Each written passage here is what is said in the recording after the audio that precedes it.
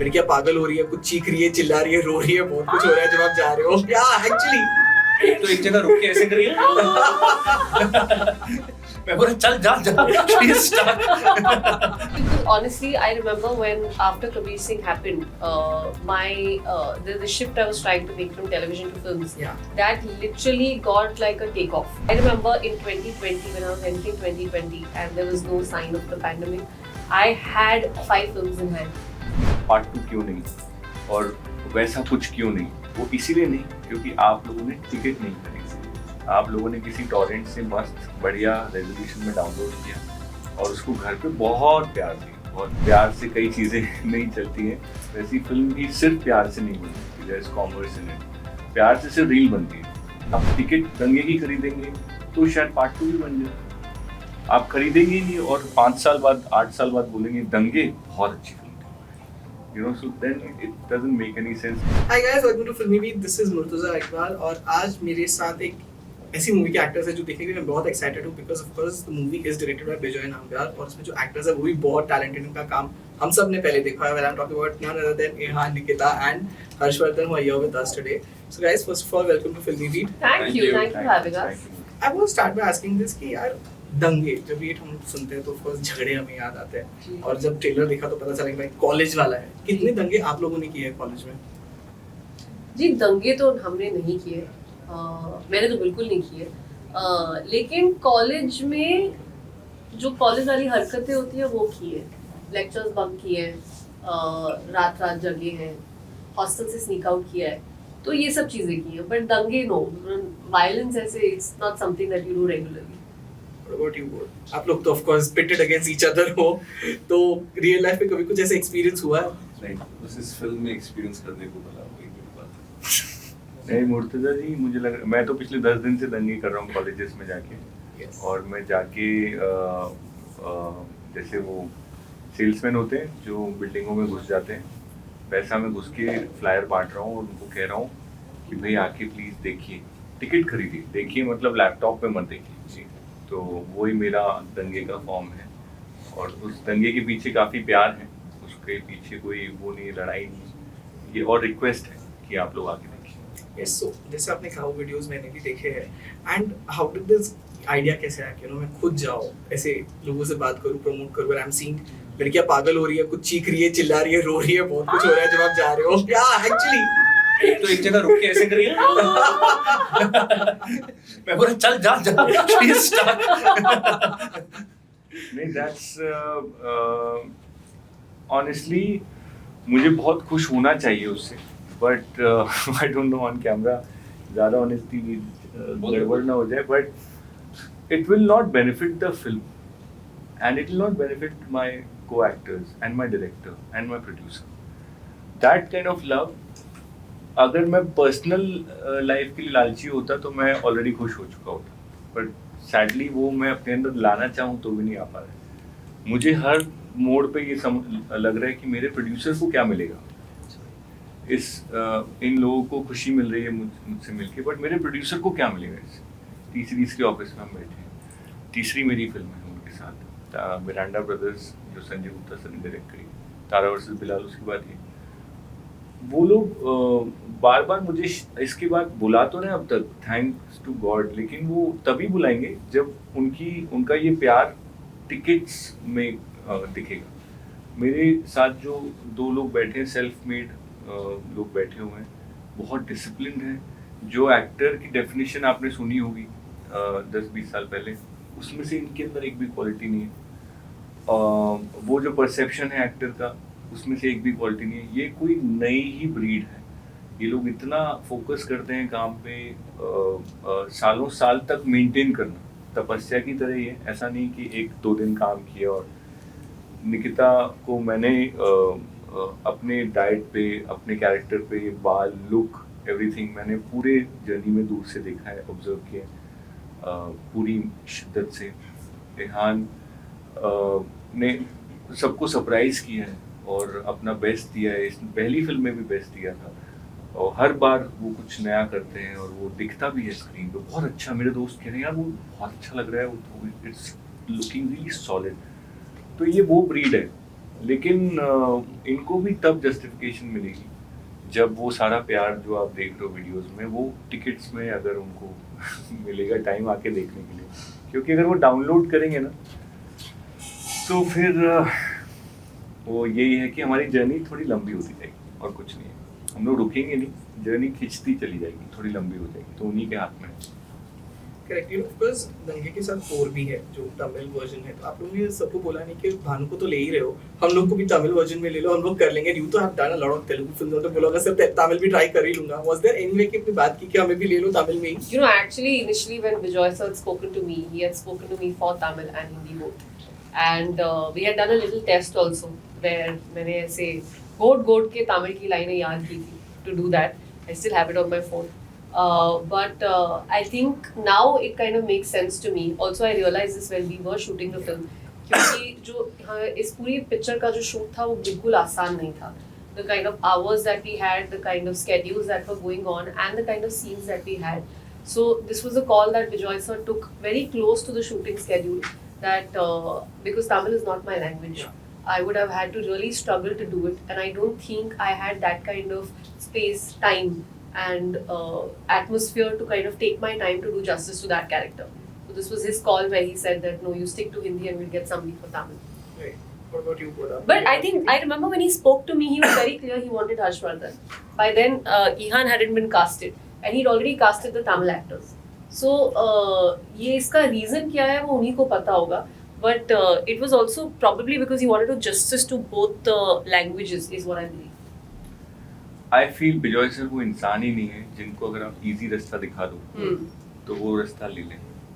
ये फिल्म का एक और तरीका था बनाने का, हम लोग आते या अर्जुन और ताली आते और वो सीन करते और उसको हिंदी में डब कर लेते, वो आसान रास्ता होता जो यूजुअली होता है, जो होता है। And it could still be a pan-India film. But Bijoy sir ने वो रास्ता लेना ही नहीं। टी सीरीज के ऑफिस में आप ऊपर से आ रहे हैं, गन बहुत बड़ी मशीन गन देखी होगी, ये लोग वो लोग ही नहीं जो आसान रास्ता ले लें। वो मशीन गन वो वीएफएक्स में भी बना सकते थे, इतना खर्चा तो नहीं होता जितना असली बनाने में इनको लग गया। So I feel proud to associate with these people who are taking the difficult route. ये डब फिल्म भी हो सकती थी मशीन गन की जगह वीएफएक्स, बट वो एनिमल में जो असर आया उसका, वो ये लोग अलग मिट्टी के बने, ये मुश्किल रास्ता लेंगे और मुश्किल काम करेंगे। हम लोग तो अपना काम करके चले जाते थे घर, बिजॉय सर और 12 घंटे शूट करते थे दूसरी टीम के साथ। सो ये कुछ अलग ही स्पीशीज है। Just to add to this, in fact, because you mentioned about VFX, तो even जितना आपने ट्रेलर में देखा है, there's fire, और वो सब जो हो रहा है, there's no VFX used over there. It's all real. We've all shot it real. So again, as he said very rightly, that he doesn't take the easy way out. Correct. You know, Ihan, I would like to ask you this कि I remember last time जब मैं मिला था, मैंने कहा था कि comments में आता है आपको ऋतिक रोशन से कंपेयर कर दिया जाता है जब भी आप आते हो। I want to know this कि कहीं ना कहीं somewhere with of course with kind of looks that you have, वो difficult हो जाता है filmmakers को convince करना कि I can even do a दंगे। To be honest, I've never given it a thought. But this usually comes as a stereotypical notion that good-looking people can't act. They're good as models. So Who said so? a lot of people. But yeah, then when people appreciate your work, I feel like because I believe हर एक इंसान की अपनी depth होती है. It's you just don't judge someone by the way they look. So, yeah, so my job every day is to like because I think I remember asking Nikita, how do you like dubbing scenes, and she said you're looking good. I said that's not a compliment. Please don't tell an actor that you're looking good. You know, because we're always looking for like how have I performed. Yeah. That's But the that was me constant- trying to say you performed well. It wasn't me that you're looking good. I know you look good. That's the constant drive for any actor, because we want to feel wanted. Because if we feel wanted, then of course we get more work, and we get more work because we love doing it. We love doing it, and we get paid. So it's a whole chain of things. इस एक principal है जिसका नाम है gestalt principal, जो बोलता है कि हमारा माइंड 4 तरीके से चीज़ों को बॉक्स करता है। जो आपने कहा इनको एक बड़े ए लिस्टर के साथ कंपेयर किया, तो ये कॉमन फिनोमेना है एक ह्यूमन माइंड का। उस प्रिंसिपल का पहला है लॉ ऑफ सिमिलैरिटी। तो हम कैसे लोगों को एक चंक में डाल, जितनी जल्दी चंक में डाल देंगे हमारे माइंड के लिए ईजी हो जाता है कि अरे ये लोग इस टीम के हैं, ये लोग ऐसे हैं। दूसरा है प्रिंसिपल लॉ ऑफ प्रॉक्सिमिटी, जो पास में बैठे रहते हैं लोग वो शायद एक ही टीम के होंगे। अगर मैं इनको नहीं जानता तो मैं कहता अरे वो क्रिएटिव डिपार्टमेंट के हैं, वो DOP से सारे, क्योंकि वो साथ में बैठे। जो लोग एक जैसे कपड़े पहनते हैं उनको आप देख के बोलते हो कि अरे ये सब एक्टर्स होंगे, ये सब सिमिलर दिख रहे हैं।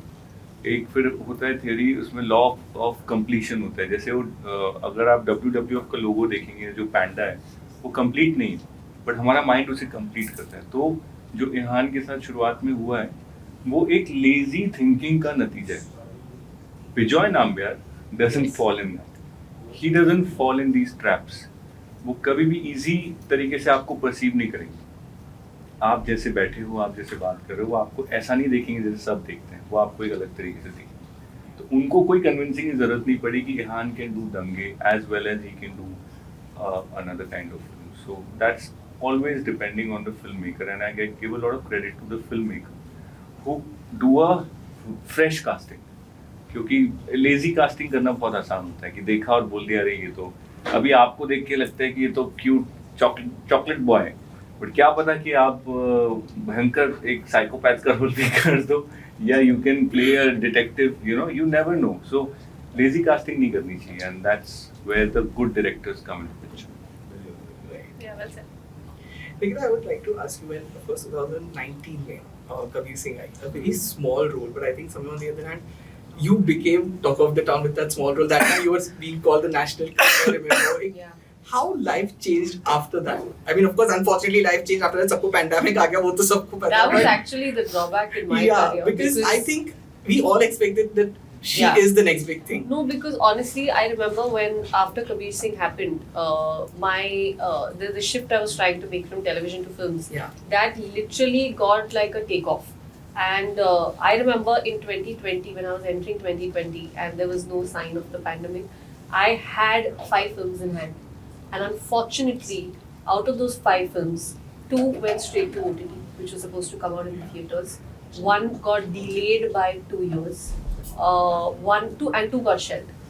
So the pandemic really damaged a lot for me. But in fact, a lot of times I used to feel very, very demotivated that how did this happen? Like, this year was supposed to be like the year and all. I feel somewhere it had to restart.